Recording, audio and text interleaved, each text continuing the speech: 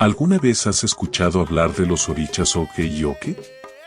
Estas dos deidades de la religión yoruba tienen un papel importante en la mitología de la cultura africana. Oke, el oricha de los animales astados y los rebaños, es el tercero de una trilogía que incluye a Oke y Oricha Oko. Por otro lado, Oke es el oricha de la loma, de las montañas y de las alturas de la tierra. Juntos, Oke y Oke rigen todos los movimientos de la tierra. ¿Pero de dónde provienen estas creencias?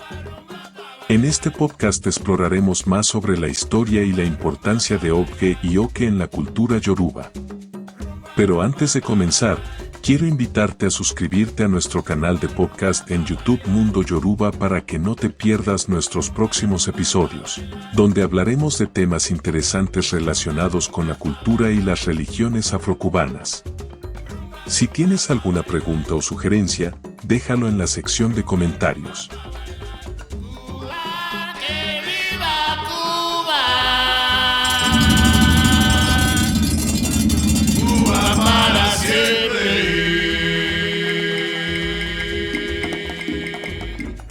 Oricha Oke. Oke es el oricha de los animales astados y de los rebaños. Es el tercero de la trilogía con Oke y Oricha Oko. Vive dentro de Changó o a su lado en un freidor plano pintado de rojo y blanco. Es representado por dos tarros de buey o dos cuernos, que con el tiempo se cargan y se sellan. No se sabe con certeza de dónde proviene su culto, pero podría venir de Ibadan. Su nombre proviene del yoruba oge, cuerno, ostentación.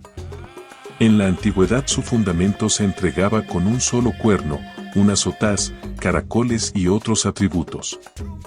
No es oricha de asiento.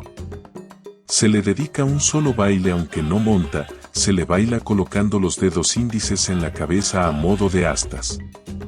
Se le ofrenda e inmola igual que a Changó y posee sus mismos ejes. Su color también es el mismo de Changó.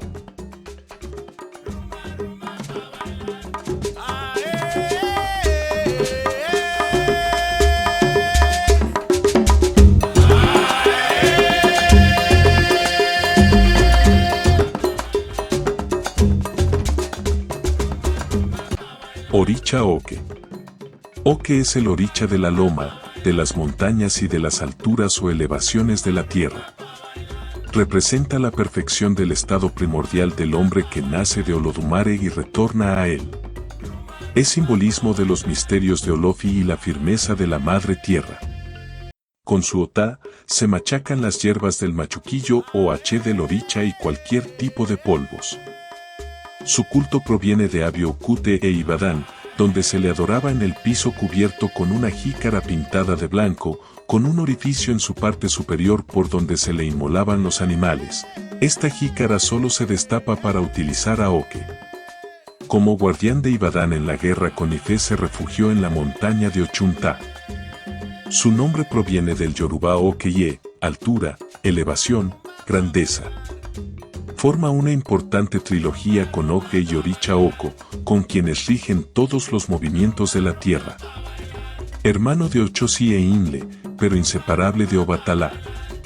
Vive en el piso delante del canastillero, aunque en algunas casas de Cuba lo ubican junto a Obatalá y en otros casos incluso dentro de la sopera de este. Es un oricha de fundamento, no se asienta, sino que se recibe en toda consagración de Ocha. Los hijos de Yema ya lo reciben sobre el hombro izquierdo. Su receptáculo es un freidor plano, que contiene su única otá, que es de forma redonda y plana, de color blanco, negra o caramelo y se cubre con algodón. Se le ofrenda lo mismo que Obatalá y le corresponden su color y número de vibración. No posee eleques y habla por el dilocún en Eyeun Nemeyi. Sus egües son el alacrancillo, bejuco guaro y la candelilla. No tiene saludo específico, más que Maferefun Oke.